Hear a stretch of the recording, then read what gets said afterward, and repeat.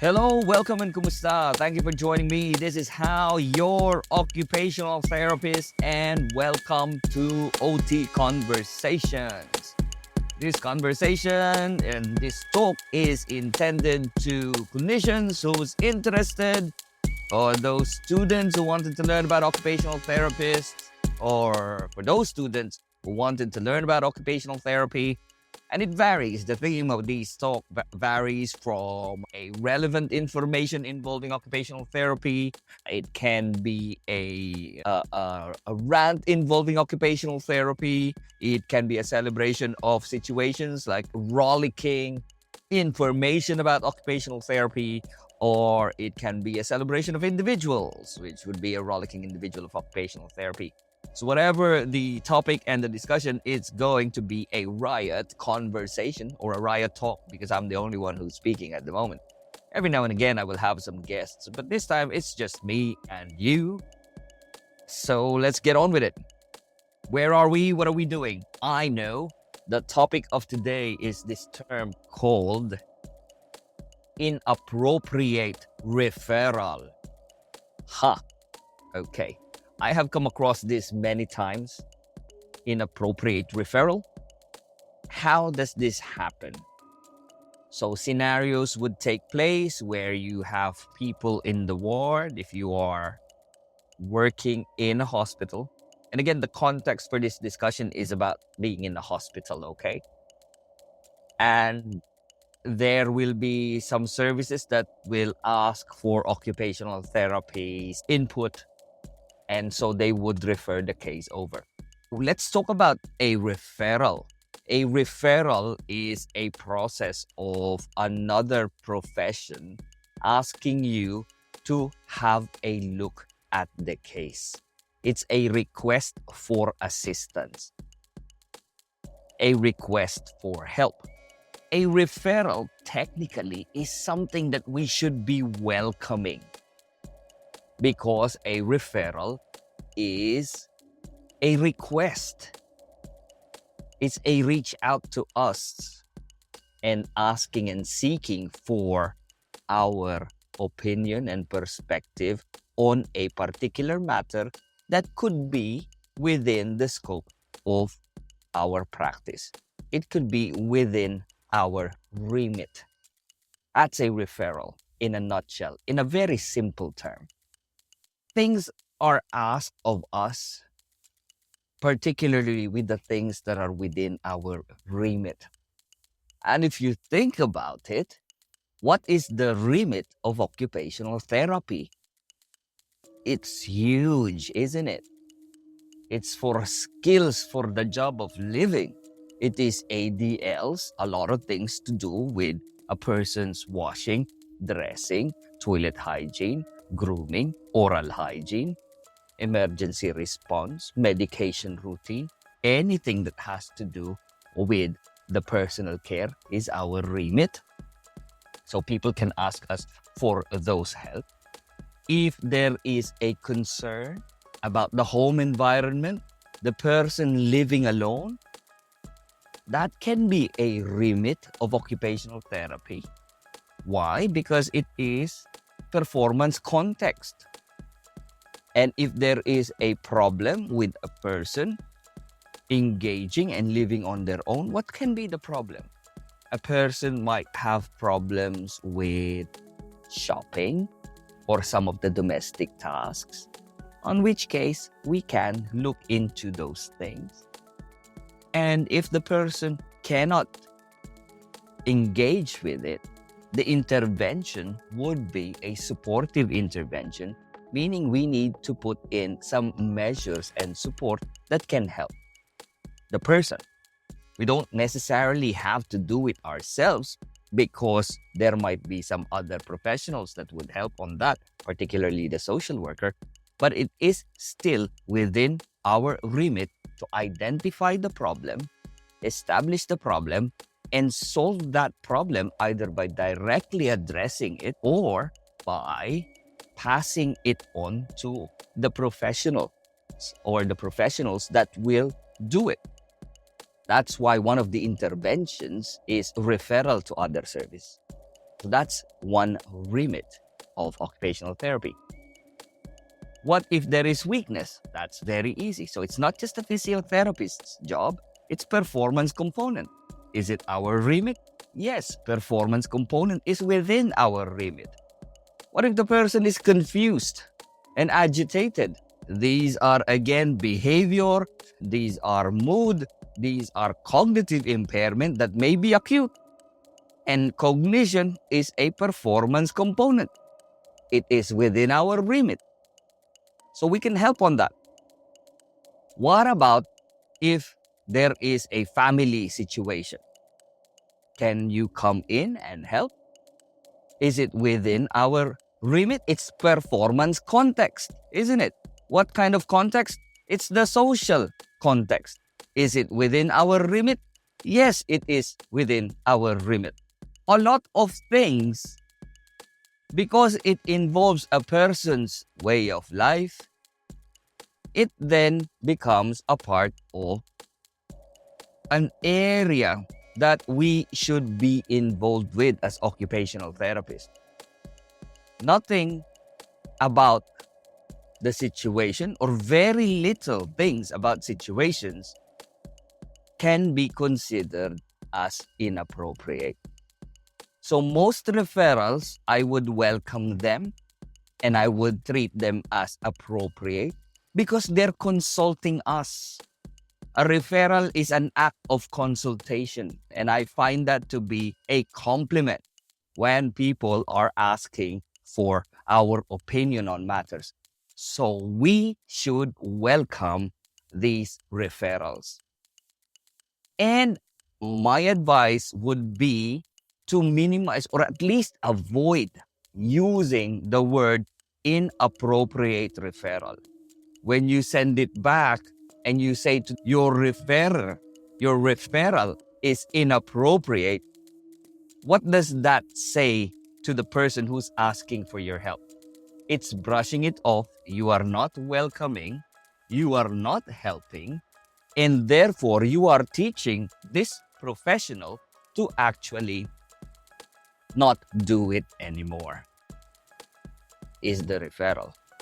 Now, there is an element of screening, and a person, other professionals like a nurse or a doctor or a physio, they are screening the patient for us, which means, is there an area here that may need to be addressed by an occupational therapist? If they have doubts and they have suspicions whether the person needs OT or not, they have done their role of screening because there is a problem that they don't know what the solution is. They have a question that they don't know what the answer is, and therefore they will send the referral to an occupational therapist. And when the referral is received by an occupational therapist, that is it. You're going to identify the problem. You do a more thorough screening as an occupational therapist with an occupational therapist's hat, now thinking, is there something that I can help with or no? Yeah. And if there's not a lot of things that you can do, then your input would have been OT screening, identified, reviewed the patient, established any concerns. I have established that there are no problems pertinent to occupational therapist. And therefore, this patient may be discharged home pending on medical clearance or physio clearance. I wouldn't write down the word inappropriate referral because that is a system that brushes people away. It pushes people away. It's not collaborative. It's not welcoming. And at the end of the day, we want to be welcoming.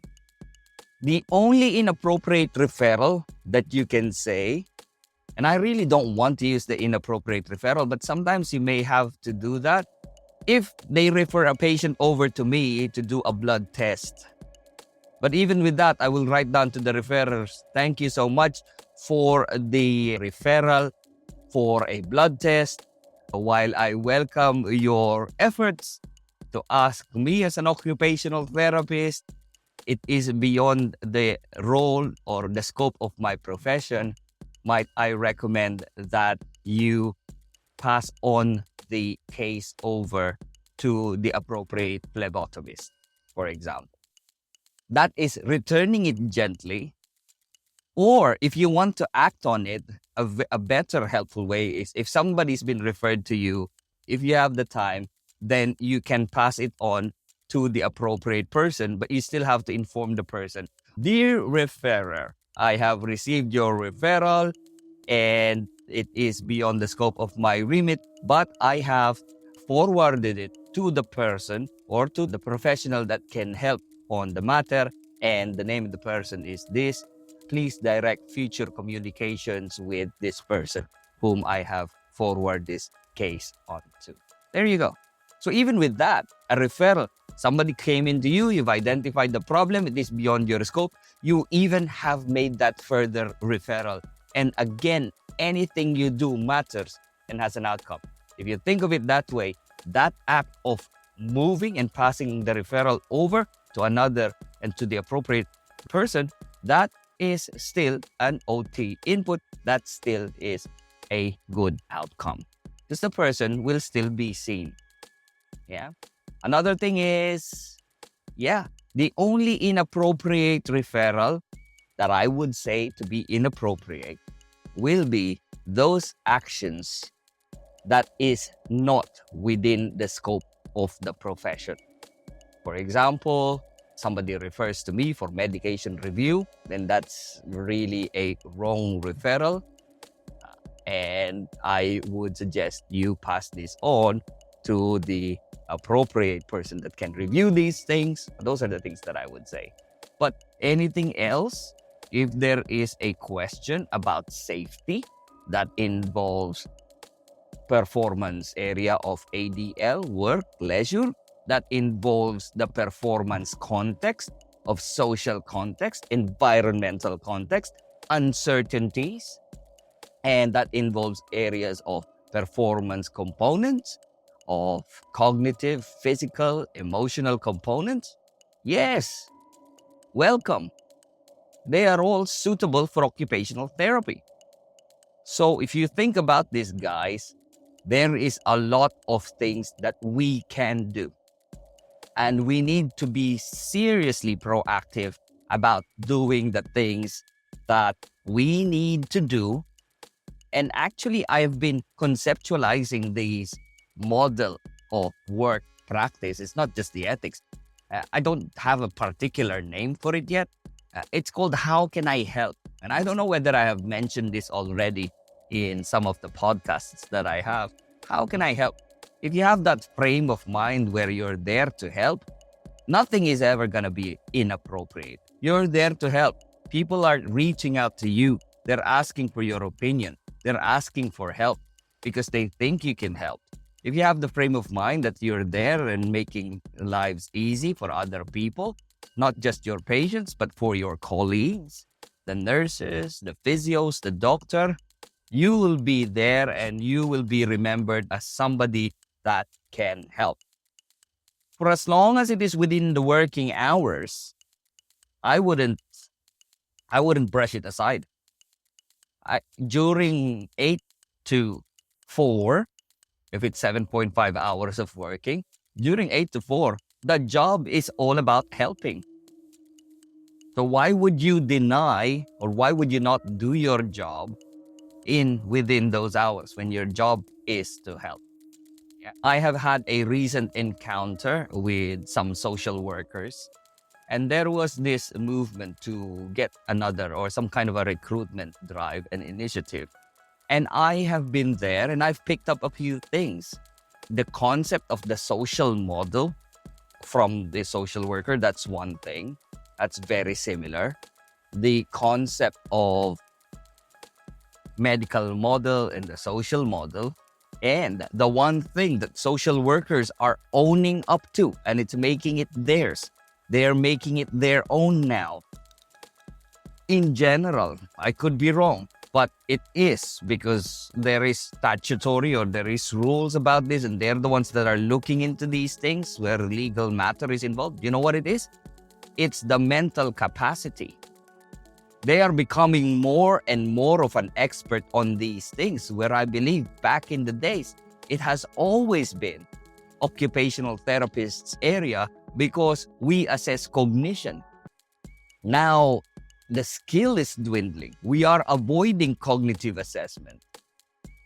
It's very simple. Establish cognition. Can they retain? Can they make a decision? Can they weigh the consequences?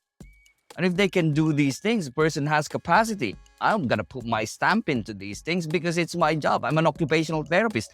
I can tell whether a person has capacity or has guarded capacity or has no capacity.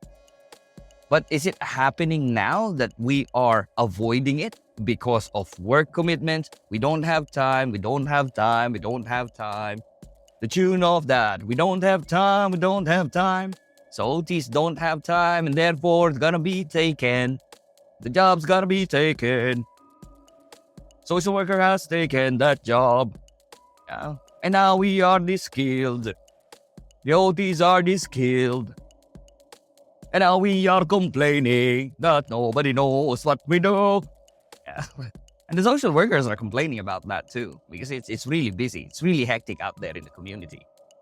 So all I'm saying is this. When somebody asks for your help, that's a form of referral. They are referring to you. That's a formal way of referring because you're in the medical field. There's a legal process in here. It doesn't have to be a paper referral.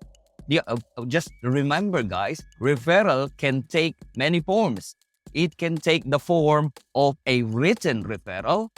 It can take the form of a verbal referral. And written and letter referral, you just have a record of it. And it is obviously very useful if the location is so far away. If you have a clinic in the city center and people asking for your help is so far away, yes, you need a form of communication that you are requesting for these things. It's just a record of something. Yeah, that is a referral, a written referral. But if you are within close proximity to one another, if you're working in the same unit and in the same ward, when somebody asks for your help, are you going to say, okay, write a letter, write a referral form, and then I will read through that. And if you write it right and if you write it wrong, I will decline and I will say inappropriate referral. Oh, how awful is that? That's quite bad, isn't it? All right, I can get on and on about these guys.